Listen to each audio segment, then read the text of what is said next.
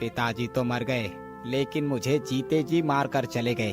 पता नहीं उस अंधे को कब तक मुझे ढूंढना पड़ेगा। खुद के लिए तो कुछ मिलता ही नहीं, उस अंधे को कहाँ से खिलाऊं? गोपाल और भोला दो भाई थे। भोला गोपाल का बड़ा भाई है जो जन्म से ही अंधा है। गोपाल के पिता ने मरते वक्त गोपाल से वचन लिया था कि वह भोला की देखरेख की जिम्मेदारी ले। गोपाल रोज रोज इधर उधर भिक्षा मांगता और उसी से अपना तथा अपने भाई का गुजारा करता था।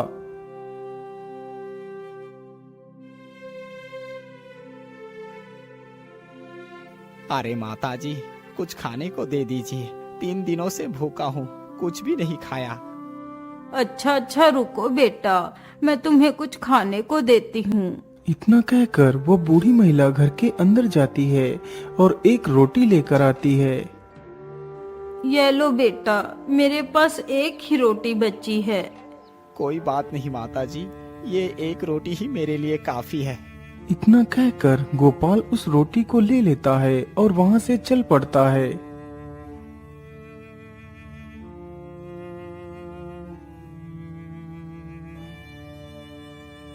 गोपाल चलते चलते एक नदी के पास से होकर गुजरता है। आज पूरा दिन भिक्षा मांगने के बाद सिर्फ एक रोटी ही मिली है। अब इसे मैं खुद खाऊं या फिर उस अंधे को खिलाऊं? बस अब बहुत हो गया। अब मैं किसी के लिए कुछ भी नहीं करूंगा। ये रोटी मैं अकेले ही खाऊंगा। वैसे नदी तो पास में ही है, चलो यहीं पर रोटी खाकर पानी पी लेता हूँ, फिर घर जाऊंगा। इतना सोचकर गोपाल वहीं पर नदी के पास पड़े एक पत्थर पर बैठ जाता है और उस रोटी को खाता है। फिर उसी नदी में पानी पीकर वहां से चला जाता है।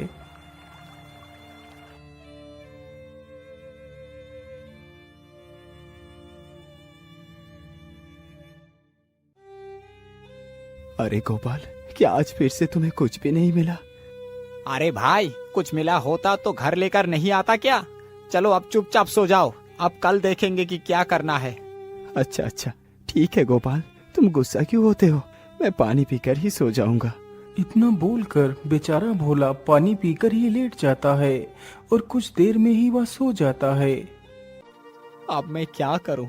ऐसे रोज रोज छिप छिप कर खाना मुझे बिल्कुल भी अच्छा नहीं लग रहा। मुझे इस अंधे से छुटकारा पाना ही होगा, इसके लिए चाहे मुझे कुछ भी करना पड़े।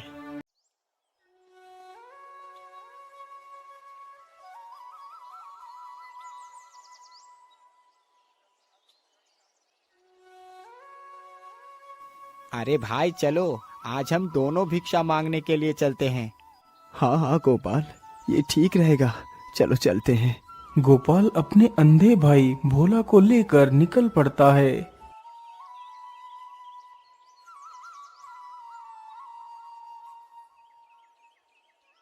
वह दोनों चलते चलते जंगल के बीच में पहुंच जाते हैं।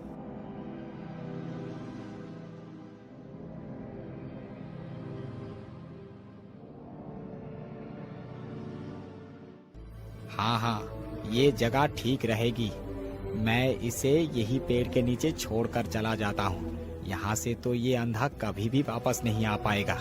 एक ना एक दिन कोई जंगली जानवर इसको चट कर जाएगा। अरे क्या हुआ गोपाल, तुम रुक क्यों गए? अरे कुछ नहीं भाई, हम अब गांव के किनारे पर आ चुके हैं। मैं सोच रहा हूँ कि तुम्हें यही पेड़ के नीचे बैठा देता हूँ और मैं भिक्षा मांग कर ले आता हूँ। लेकिन गोपाल, यदि मैं भी साथ चलता तो हो सकता था कि मुझे भी कुछ भिक्षा मिल जाती। नहीं भैया, आप दूसरों से भिक्षा मांगोगे क्या? मुझे बिल्कुल भी अच्छा नहीं लगेगा, इसीलिए आप यहीं पर रुको, मैं अभी भिक्षा मांग कर आ जाऊंगा। इतना बोलकर गोपाल वहां से चला जाता है।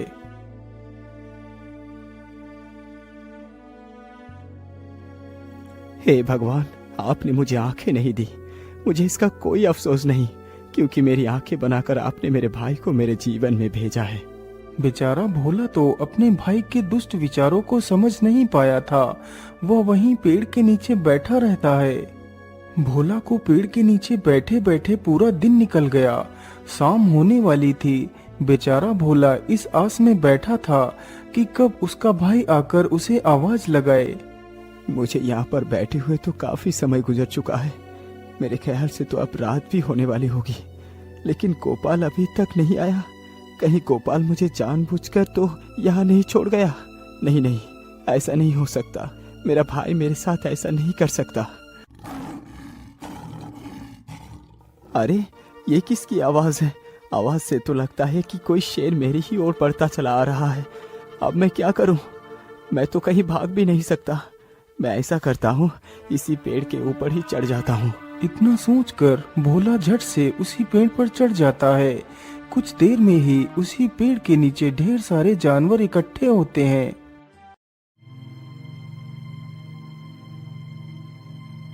क्या सभी लोग इकट्ठे हो चुके हैं? हाँ हाँ महाराज, सभी लोग आ चुके हैं। तो फिर बताइए टाइगर भाई, आज की ताजा खबर क्या है? महाराज, मैं ज्यादा दूर की बात नहीं करूंगा। मैं यहीं इसी पेड़ से ही शुरुआत करता हूँ। तो फिर बताओ, तुम इस पेड़ के बारे में क्या बताना चाहते हो? महाराज, आज की रात का समय बड़ा ही शुभ है। यदि कोई नेत्रहीन जीव इस पेड़ की पत्तियां तोड़कर उन पत्तियों का रस अपनी आंखों में डाल ले तो उसकी आंखें पूरी तरह स्वस्थ हो जाएंगी। उन जानवरों की बात को भोला बड़े ही ध्यान से सुन रहा था। वह तुरंत ही उस पेड़ की कुछ पत्तियां तोड़ता है और उन्हें मसल कर उनका रस अपनी आंखों में डालता है। आंखों में रस पड़ते ही मानो कोई जादू सा हो गया हो और भोला की आंखें बिल्कुल ठीक हो जाती हैं। वह सारे जानवर बारी बारी से शेर को खबरें सुनाते हैं। उन जानवरों की बात सुनकर भोला बहुत खुश हो गया था।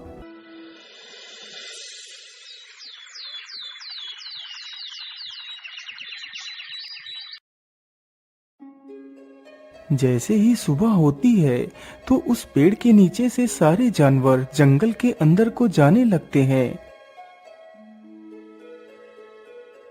कुछ ही देर में उस पेड़ के नीचे से सारे जानवर चले जाते हैं।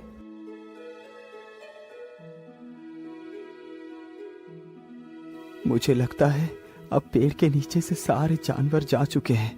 चलो अब मैं अपने काम के लिए निकलता हूँ। इतना बोलकर भोला पेड़ से नीचे उतर कर आता है और वहाँ से चल पड़ता है।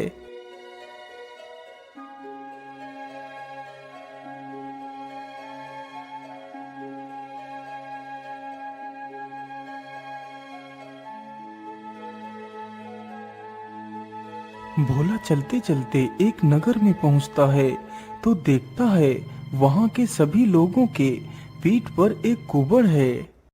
हे ऊपर वाले, ये कष्ट अब और नहीं सहा जाता। इससे अच्छा तो हमें मौत ही दे दो भगवान। उस व्यक्ति की यह हालत देखकर भोला बड़ा ही दुखी हो जाता है। हे भगवान, जब छीनना ही था तो फिर क्यों दिया था? अब मैं भी जीवित नहीं रहूंगी। ये आवाज सुनकर भोला पीछे मुड़कर देखता है तो एक महिला रो रही थी जिसका बच्चा 2 दिन पहले ही मर चुका था। अरे भाई, जरा मेरी बात सुनो। हाँ हाँ बोलिए भैया, आप क्या कहना चाहते हैं? भैया, मैं आपके गांव के बारे में जानना चाहता हूँ। आखिर यहाँ पर सब लोगों की पीठ पर कुबड़ कैसे हो गया? अरे भैया, मैं तुम्हें क्या बताऊं। पूर्णिमा की रात तक सब कुछ ठीक था, लेकिन उसकी अगली सुबह ही हमारे लिए काल लेकर आई। हम खुद ही नहीं जानते कि हमें ये कुबड़ क्यों निकल आया। अरे भाई, आप दुखी ना हो। मैं आपके सारे गांव को इस कुबड़ से मुक्त कर सकता हूँ। अरे युवक, क्या तुम कोई मजाक कर रहे हो? हमें इस हालत से गुजरते हुए पूरे 3 महीने हो चुके हैं, लेकिन कोई भी हकीम या वैद्य हमें ठीक नहीं कर पाया, और तुम ठीक करने की बात कर रहे हो। अरे भाई, तुम मेरी बात का विश्वास करो। बस जो मैं कहता हूँ उसे ध्यान से सुनो। देखो भाई, तुम मुझे एक कटोरा भरकर दूध ला कर दो और साथ में कुछ खाना भी लेकर आना। कल की सुबह आप सबके लिए सुखद होगी। तो फिर ठीक है युवक, तुम यहीं पर रुको, मैं अभी दूध और खाना लेकर आता हूँ। वह युवक जल्दी से जाता है और दूध तथा खाना लेकर जल्दी ही आ जाता है। ये लो भाई, दूध और खाना। भोला दूध का कटोरा तथा वह खाने की पोटली ले लेता है। भाई, अब आप यहाँ से चले जाइए और जाकर आराम से सो जाइए। इतना सुनकर वह युवक वहाँ से चला जाता है। उसी दिन पूर्णिमा की रात थी। भोला उस खाने की पोटली में से खाना निकाल कर खाने लगता है।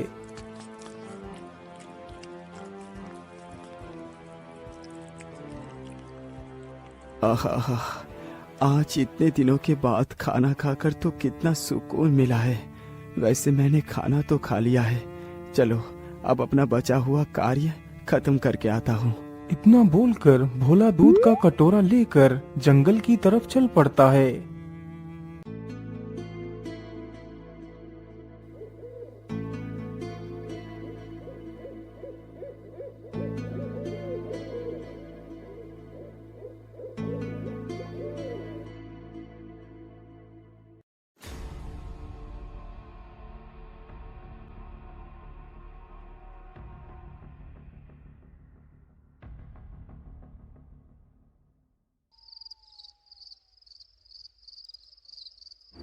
हे सर्प देवता, आप वृक्ष से बाहर आओ। मैं आपको दूध पिलाने के लिए आया हूँ, इसे स्वीकार करें। इतना सुनते ही सर्प वृक्ष के खोखले तने से बाहर आता है और उस दूध को बड़े ही चाव से पीता है। वाह वाह, इतने दिनों के बाद दूध पीकर तो मेरा मन पूरा शांत हो गया है। तुम कौन हो युवक, और तुम मुझे ये दूध पिलाने किस मकसद से आए हो? हे सर्प देवता, मुझे उन गांव वालों की तकलीफ देखी नहीं जा रही। आप उन्हें अपने श्राप से मुक्त कर दीजिए, बस मेरी यही इच्छा है। नहीं युवक, उस गांव के लोग बड़े ही क्रूर निर्दयी हैं, उनकी यही सजा है। सर्पदेव, गलती तो इंसान से ही होती है। वैसे कुछ लोगों की गलती की सजा आप पूरे गांव वालों को मत दीजिए, आप उन्हें क्षमा कर दीजिए। युवक, तुम मुझे बहुत अच्छे इंसान लगे, इसीलिए मैं तुम्हारी बात से इनकार नहीं कर सकता। जाओ युवक, मैंने पूरे गांव को अपने श्राप से मुक्त कर दिया। सर्पदेव, आपका बहुत बहुत धन्यवाद।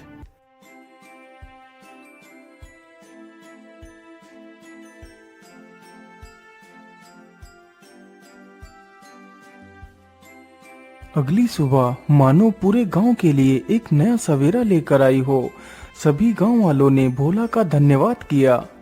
अच्छा भाई, अब मैं चलता हूँ, मुझे अभी बहुत सारा कार्य करना है। इतना बोलकर भोला वहाँ से निकल पड़ता है। अरे भाई, जल्दी जल्दी चलो, यदि राजा की बेटी को कुछ भी हो गया तो राजा हमें फांसी पर ही चढ़ा देगा। अरे भाई, जरा मेरी बात सुनो, आप कहाँ जा रहे हो? अरे तुम्हें दिखाई नहीं देता, मैं राजवैद्य हूँ और मैं राजा के घर जा रहा हूँ। पूरे 1 महीने से राजकुमारी की तबीयत बहुत ज्यादा खराब हो चुकी है। पूरे राज्य के हकीम तथा वैद्य औषधि दे देकर परेशान हो चुके हैं, लेकिन राजकुमारी की हालत में कोई भी सुधार नहीं आया है। वैद्य जी, यदि आप बुरा ना माने तो मैं राजकुमारी से मिलना चाहता हूँ। लेकिन युवक, तुम राजकुमारी से क्यों मिलना चाहते हो? वैद्य जी, मैं राजकुमारी को ठीक करूँगा। क्या तुम राजकुमारी को ठीक कर सकते हो? क्या तुम कोई वैद्य हो? नहीं, मैं कोई वैद्य नहीं, मैं तो एक साधारण इंसान हूँ। अरे भाई, पूरे राज्य के वैद्य हकीमों ने राजकुमारी की बीमारी के आगे अपने घुटने टेक दिए और तुम कहते हो कि राजकुमारी को तुम ठीक कर सकते हो। हाँ वैद्य जी, मैं बिल्कुल ठीक कह रहा हूँ, बस आप मुझे राजकुमारी के पास लेकर चलिए। वैसे इतना कह रहे हो तो मैं तुम्हें जरूर ले चलता हूँ। इतना बोलकर वैद्य भोला को भी अपने साथ ही ले जाता है।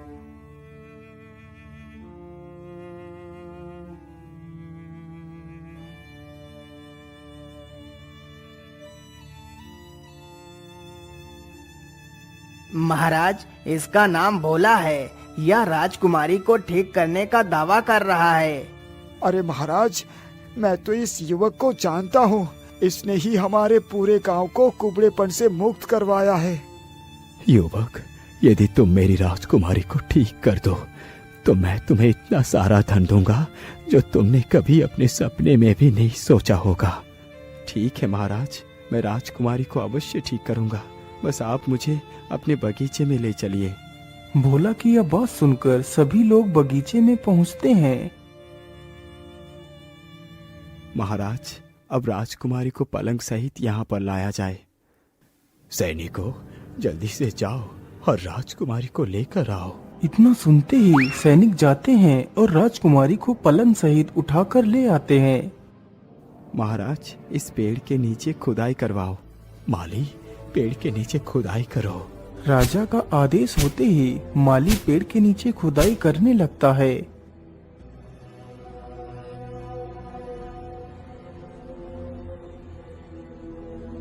महाराज, यहाँ पर तो कुछ भी नहीं है। यहाँ पर बस कुछ हड्डियाँ ही निकली हैं। माली, तुम उन सारी हड्डियों को उठाकर बाहर आ जाओ। माली तुरंत ही उन हड्डियों को उठाकर गड्ढे से बाहर आ जाता है। महाराज, आप इन हड्डियों को राजकुमारी के हाथों से स्पर्श कराकर इन हड्डियों को इस तालाब में विसर्जित कर दीजिए। भोला ने जैसा कहा था, राजा ने बिल्कुल वैसा ही किया। वह तुरंत ही सारी हड्डियों को राजकुमारी के हाथ से स्पर्श कराता है और उन्हें तालाब में विसर्जित कर देता है। हड्डियों के विसर्जित होते ही राजकुमारी को होश आ जाता है। वह उठ खड़ी होती है। अरे पिताजी, क्या हुआ? आप सभी लोगों ने इतनी भीड़ क्यों लगा रखी है? कुछ नहीं बेटी, ये सारी भीड़ तुम्हें ठीक करने में ही लगी हुई थी, लेकिन अब तुम पूरी तरह स्वस्थ हो गई हो। वैसे युवक, तुमने ऐसा कौन सा जादू किया कि मेरी बेटी तत्काल ही ठीक हो गई? महाराज, मैंने कोई जादू नहीं किया। ये तो सब ऊपर वाले का खेल है, जो मैं उस पेड़ पर चढ़कर इन सारे रहस्यों को जान पाया।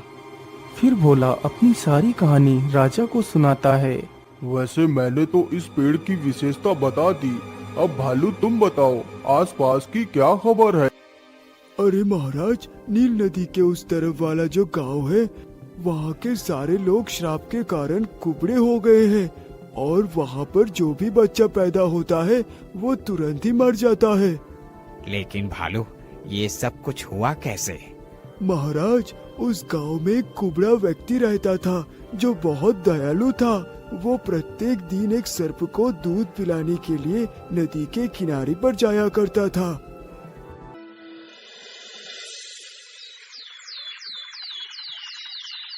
आज तो मुझे दूध पिलाने जाने में कितनी देर हो गई है। बेचारे सर्प देवता भूख से झुलस रहे होंगे। वह कुबड़ा व्यक्ति इन सारी बातों को सोचते हुए चला आ रहा था।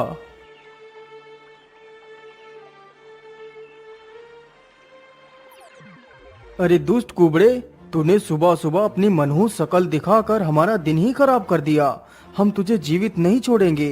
लेकिन भाई, इसमें मेरी क्या गलती है? मैं तो प्रत्येक दिन नदी पर आता हूँ। अरे दुष्ट, हमसे जुबान लड़ाता है। रुक, अभी तुझे मजा चखाता हूँ। इतना कहकर वह व्यक्ति कुबड़े को धक्का देकर नदी में गिरा देता है। बेचारा कुबड़ा उसी नदी में डूबकर मर जाता है। तभी वहाँ पर वह सर्प भी आ जाता है। अरे दुष्टों, तुमने एक मासूम की निर्मम हत्या की है जिसमें इसका कोई दोष नहीं था। तुम सारे गांव वालों ने इसके कुबड़ेपन को मनहूस बताया था ना। जाओ, मैं तुम सारे गांव के लोगों को श्राप देता हूँ कि कल की सुबह तुम्हारे लिए काल लेकर आएगी। अब तुम्हें पता चलेगा कि दर्द क्या होता है। तब से लेकर आज तक उस गांव में सभी लोग कुबड़े हो गए हैं। लेकिन भालू भाई, क्या इस समस्या का कोई उपाय नहीं है? महाराज, इसका उपाय बस यही है। यदि कोई व्यक्ति पूर्णिमा की अर्धरात्रि में नदी के किनारे उस पेड़ में रहने वाले सर्पराज को एक कटोरा दूध पिलाए, तो सर्प दूध पिलाने वाले की सारी इच्छाओं को पूरा करेगा। व्यक्ति के कहने पर वो अपने श्राप से गांव वालों को मुक्त कर सकता है। वाह वाह भालू, तुमने तो कितनी रोमांचक खबर सुनाई है। महाराज, अब तो लगभग रात्रि भी गुजरने वाली है। अब आप भी कुछ नया सुना दीजिए। हाँ हाँ भालू, क्यों नहीं। हमारे राज्य के राजा की एक लौती राजकुमारी है। उसकी तबीयत खराब हुए पूरा 1 महीना हो चुका है, लेकिन कोई भी हकीम अथवा वैद्य उसको ठीक नहीं कर पाया है। लेकिन महाराज, राजकुमारी को ऐसी कौन सी बीमारी लग गई है कि वो ठीक ही नहीं हो पा रही? भालू भाई, इलाज बीमारी का होता है, लेकिन भूत प्रेत आत्माओं का नहीं। महाराज, आप कहना क्या चाहते हैं? भालू, आज जो राजा की पुत्री बनी है, यही राजकुमारी पिछले जन्म में राजा की माँ थी। उसने एक बिल्ली को मारकर अपने बगीचे में दफना दिया था। अब वही बिल्ली की आत्मा राजकुमारी को मारना चाहती है। लेकिन महाराज, क्या राजकुमारी को बचाया नहीं जा सकता? अरे भाई, राजकुमारी को बस एक ही तरकीब से ही बचाया जा सकता है। यदि कोई व्यक्ति उन हड्डियों को जमीन से खोदकर राजकुमारी के हाथ से हड्डियों को स्पर्श करा के वही सरोवर में विसर्जित कर दिया जाए, तो बिल्ली की आत्मा मुक्त होकर चली जाएगी और राजकुमारी की जान बच जाएगी। युवक, मैं तुम्हें बता नहीं सकता कि आज मैं कितना खुश हूँ। मंत्री जी, भोला को एक बैलगाड़ी भरकर सोना दे दी जाए। राजा का आदेश होते ही भोला को एक गाड़ी भरकर सोना दे दिया जाता है और उसे पूरे आदर सम्मान के साथ विदा कर दिया जाता है। फिर भोला अपने लिए एक बड़ा सा घर खरीदता है और खुशी खुशी रहने लगता है।